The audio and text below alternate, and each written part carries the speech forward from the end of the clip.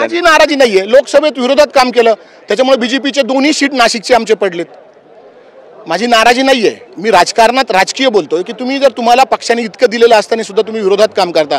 सर्व मला पाहिजे, माझ्या मुलाला पाहिजे, माझ्या पुतण्यालाही पाहिजे, मलाही पाहिजे. म्हणजे ओबीसी तुम्ही तिघच का? बाकी ओबीसीचा समाज नाहीच का, शिल्लकच नाही राहिला का? उलट मी ह्या महायुतीचे आभार मानतो की तरुण ओबीसींना महायुतीने संधी दिली आणि हे तरुण आता नक्कीच या महाराष्ट्राचा विकास करते. आज मेळाव्यात अनेक लोक त्यांना भेटत आहे. ओबीसी नेते राजापूरकर सुद्धा गेले, ते स्वतःला ओबीसी म्हणून प्रेझेंट करताय आणि त्यांना नुकसान झालं त्यामुळे पक्षाचं नुकसान झालं. काही पक्षाचं नुकसान होणार नाही.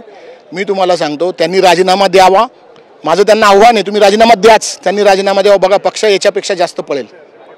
शरद पवार गट कुठेतरी आहे म्हणताय की त्यांच्यावर अन्याय होत आहे, नेहमीच अन्याय होत आहे. ते विरोधक आहे, ते बरोबर आहे त्यांच्या जागी. काँग्रेस त्यांना ऑफर देत आहे, काय वाटतं? ते त्यांच्या जागी अत्यंत योग्य, त्यांनी खरं काँग्रेसमध्ये जावं अशी माझी इच्छा आहे. तुम्हाला काय वाटतं, पक्ष सोडून जातील? हिंमतच नाही. मी आव्हान करतो त्यांनी पक्ष सोडून जावं.